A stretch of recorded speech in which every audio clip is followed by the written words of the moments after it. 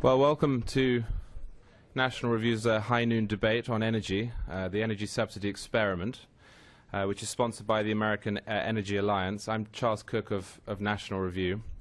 Welcome also to everyone who's watching online at National Review, and therefore presumably welcome to the NSA. If I might introduce the panelists. On my far right I have Thomas Pyle, who's the president for the American Energy Alliance and the founder of Pyle Consulting. To his left, Stephen Moore, senior economics writer and member of the Wall Street Journal's editorial board. To my left, I have Michael Zehr, who's vice president of federal affairs for HBW Resources. And on the far left, Bob Dinneen, president and CEO of the Renewable Fuels Association, which is the leading trade association for America's ethanol industry. I'm going to invite the panelists to make an opening statement of around 2 minutes each, starting with Thomas Pyle.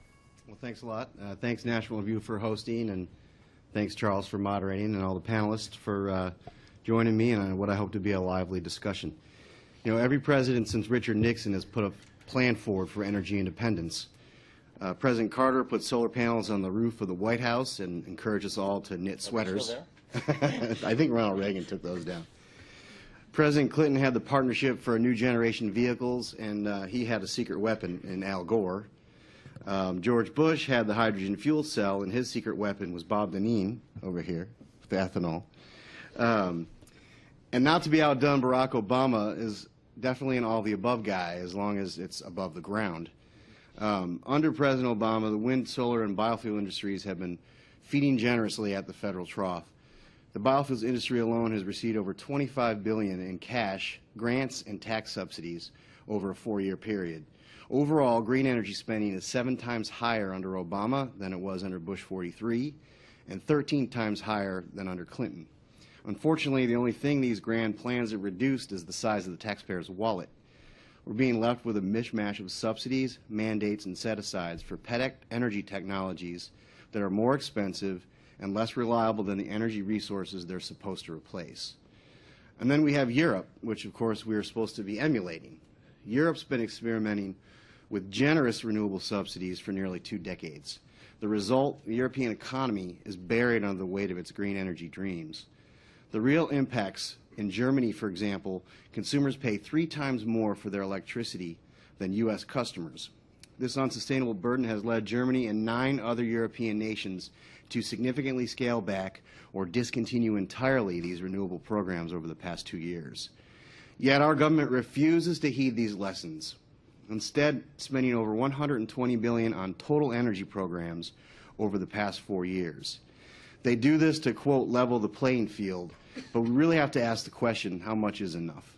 This week, our sister organization, the Institute for Energy Research, launched a website called energysubsidies.org. It's a comprehensive searchable database that enables users to track subsidies, loan guarantees, and tax expenditures for all forms of energy across all federal agencies.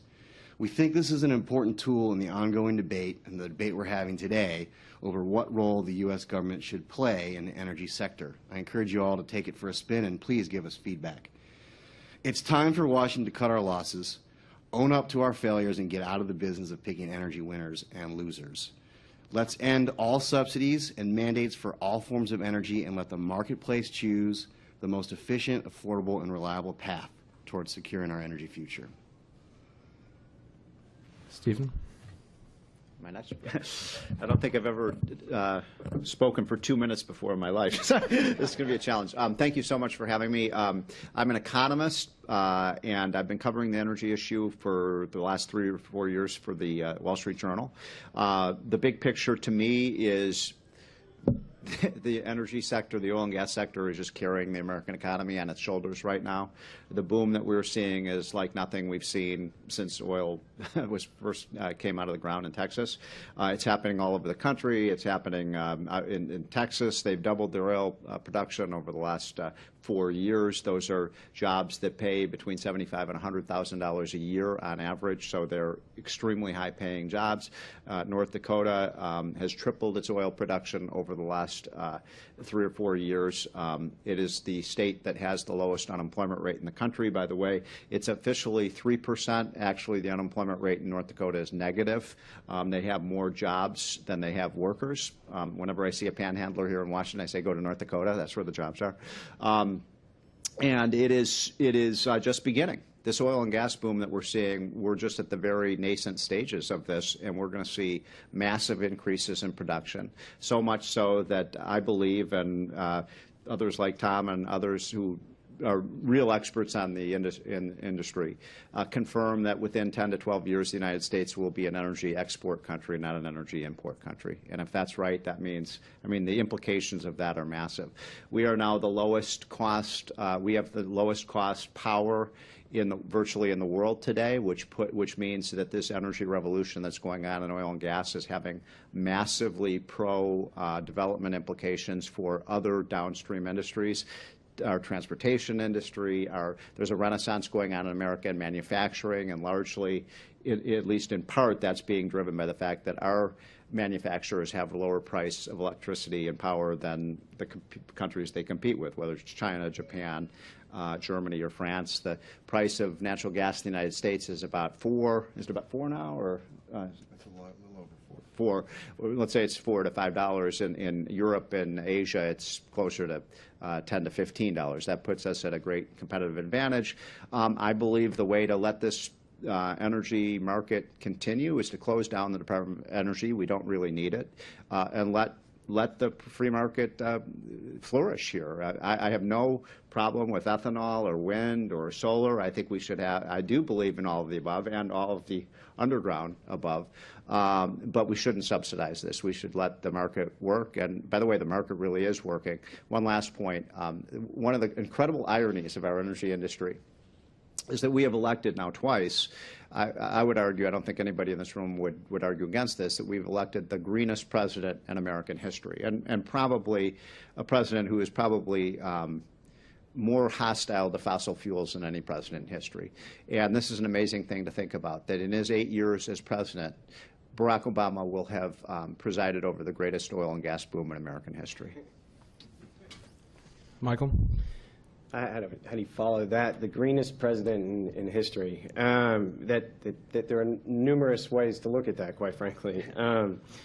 But my name is Michael Zehr. I am the Vice President of Federal Affairs for HBW Resources. We provide consulting services here in D.C., Chicago, where our headquarters is in Houston, also Denver and Calgary. So we watch the entire energy debate in all these different areas. In terms of subsidies and what we're seeing, we primarily work with energy consumers. So through Consumer Energy Alliance and some of the other groups that we represent, we look at energy policy through the lens of consumers. And when you're looking at subsidies, the way we've been told to look at it is it's kind of like kids.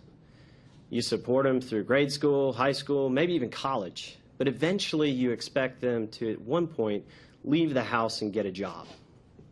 The same is true with nascent industries and government supports for them. At some point, the spigot has to be turned off. At some point, you have to look at what is actually the benefit of the U.S. tax dollars that are going into this. So in looking at where our money is going right now, I think it's fair to assess when we are spending $3 for every 2 that we're taking in, are we getting the best bang for the buck? Are our policies good? Whether the subsidies are tax expenditures or grants or whatever, the U.S. has always supported some form of energy. And it always will, because it's smart. It's one thing that affects every American. And having a good, solid, comprehensive energy policy that allows for diversity of fuels, reliable power, and affordable power makes us a competitive country. So as we look at subsidies and we look at changing subsidies and how we do that, I think that coming back to the consumer perspective on that needs to be looked at, because when they're talking about taking subsidies away from oil and gas, well, when do you tax something more and it costs less? Never. How does that benefit the economy? It doesn't. But at the same time, we need to make sure that there are competitive forces that are out there in terms of choices in fuels. But those fuels also have to be economically competitive. So I think when we're looking at the policies going forward and subsidies, I think what we need to make sure of is that policymakers and the different programs that we have out there, there are 23 agencies right now that are implementing, I think it's 130 sub-agencies implementing 670 incentive programs for energy. I work in this stuff every day, and I couldn't name 20 or 30 of those. There's interest there, but we need to make sure that we're investing appropriately. And for right now, with some of these technologies like solar and wind, if they're not on the precipice of price competitiveness, then maybe we should start shifting some of our funding away from deployment and going back into R&D. But this is a great debate, and this is a great time to have it. Thank you for having me.